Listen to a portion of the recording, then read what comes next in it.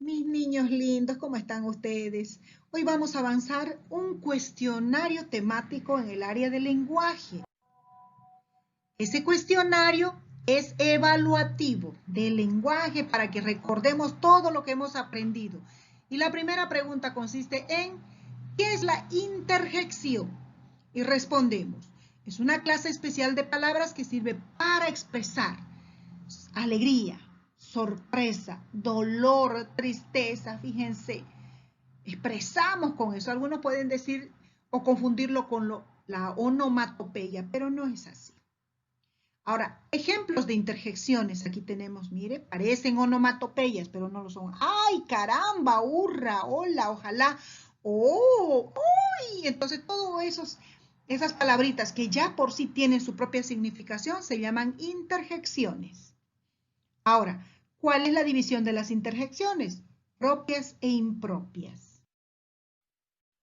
¿Qué son las interjecciones propias? Son aquellas que desempeñan únicamente el oficio de interjección, porque cada palabra tiene su propia significación. Ahora, ¿qué son las interjecciones impropias? Son las palabras como el sustantivo, adjetivo, verbo y adverbio que se utilizan para formar oraciones y hay que darle su significación. Ahora, ¿qué es el adverbio? Es la parte invariable de la oración que puede modificar el significado del verbo, también de un adjetivo y de otro adverbio. Ahora escribe las clases de adverbio: de lugar, de tiempo, de cantidad, de afirmación, de negación, de modo y de duda. Entonces, estas son las clases de adverbio que vamos a utilizar. Ahora, ¿qué indica el adverbio de lugar y cuáles son? El adverbio de lugar, tal como dice su nombre, indican dónde suceden los hechos. ¿Y cuáles serían ellos?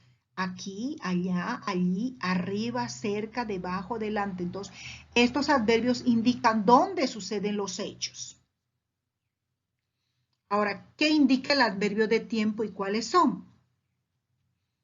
Indica una referencia temporal. Por tiempo viene lo temporal. O sea, ¿en qué momento suceden los hechos?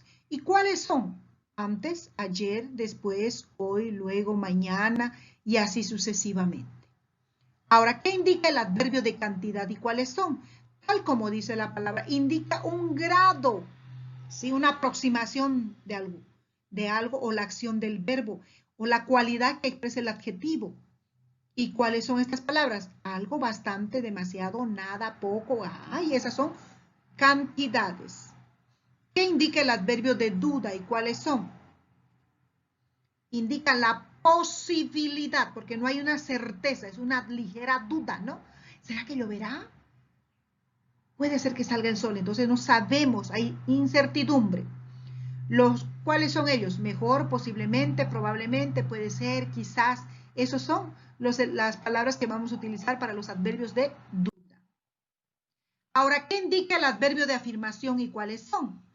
Sirven para reforzar o suavizar una declaración. ¿Cuáles son estas? Cierto, ciertamente, claro, afirmativamente, sí, también. Entonces están afirmando algo. Ahora, ¿qué indica el adverbio de negación y cuáles son? Como está indicando la palabra niegan, viene de negar algo, que no lo hace. Y estas son las palabras jamás, negativamente, no, nunca, tampoco. Ahora, ¿qué indica el adverbio de modo y cuáles son? Expresan formas en que las acciones del verbo, ¿sí? ¿Cómo estás? Bien, decir. Deprisa, rápido, fácilmente, indican un modo de ser. Ahora, ¿qué son los textos expositivos? Son textos que tienen como objetivo informar de forma clara y ordenada cualquier noticia, cualquier acontecimiento, cualquier tema. ¿Cuál es el propósito de un texto? Expresar ideas y pensamientos, sentimientos también, informar un suceso, un espectáculo, una noticia, una competencia, una reflexión. Cualquiera sea esto, tiene el propósito de darnos a conocer, ¿sí? Sus ideas, sus sentimientos, emociones. Ahora, ¿cuáles son las características de un texto expositivo? Es una naturaleza, es de tipo de información, que nos están dando a conocer algo, estamos aprendiendo porque están exponiendo un conocimiento que nos sirva a los demás. y tiene la naturaleza de información o el mensaje y el tipo de receptor, quién es el que recibe ese mensaje. Ahora, ¿cuáles son los pasos para realizar un texto expositivo?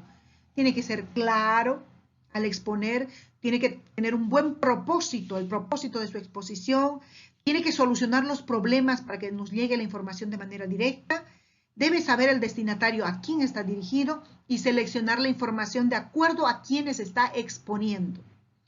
Ahora, ¿cuál es la estructura de un texto? Introducción, desarrollo y conclusión. Todos los textos en géneros narrativos tienen este tipo de estructura. Ahora, ¿qué es la introducción?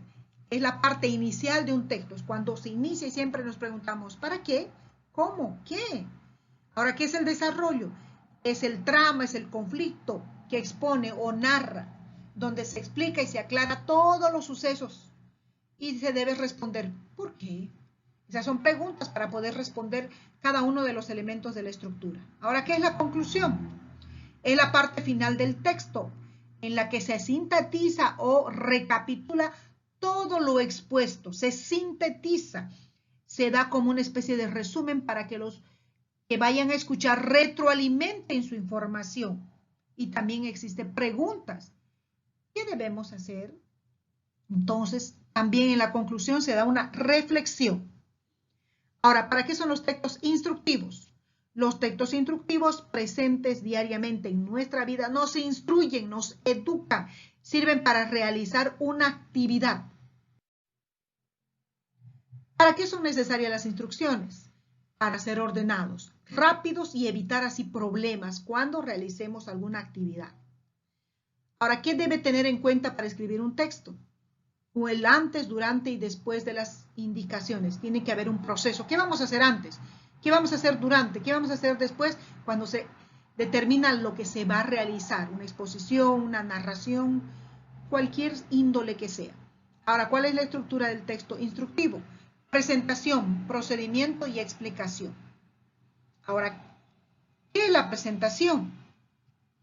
Tiene que ver con el objetivo o la finalidad del texto. ¿Para qué lo vamos a dar a conocer? ¿Qué es el procedimiento? Son las instrucciones que aparecen divididas en los apartados y subapartados. O sea, todo lo que se va a hacer. Si es una receta, ¿cómo lo vas a hacer? Tienes tus ingredientes, que sería la primera, ¿no? ¿Cómo lo vas a hacer? Ese es el procedimiento. Vas a picar, cortar, hacer cocer. ¿Qué vas a hacer? Vas a moler. Entonces, ese es el procedimiento. Luego tenemos la explicación.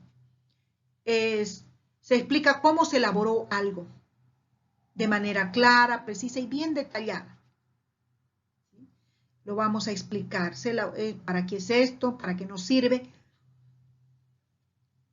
Y cuéntame la historia de la familia Algarabía. Mis queridos estudiantes, hemos aprendido esa lectura y ustedes me van a contar cuál es la esencia central de la historia de la familia Algarabía y por qué no Algarabía. Mire, le hace honor al nombre. Ahora cuéntame con tus palabras un poco la historia de los dos cachorros de Coatí y los dos cachorros de Hombre. Y vamos a ver la comparación entre quién actúa mejor. Y vamos a ver esos valores de solidaridad que existe entre el hombre y el animal y viceversa. Bueno, mis queridos estudiantes, esta es la explicación temática en el área del lenguaje para su siguiente evaluación. Que Dios los bendiga hasta nuestra siguiente clase.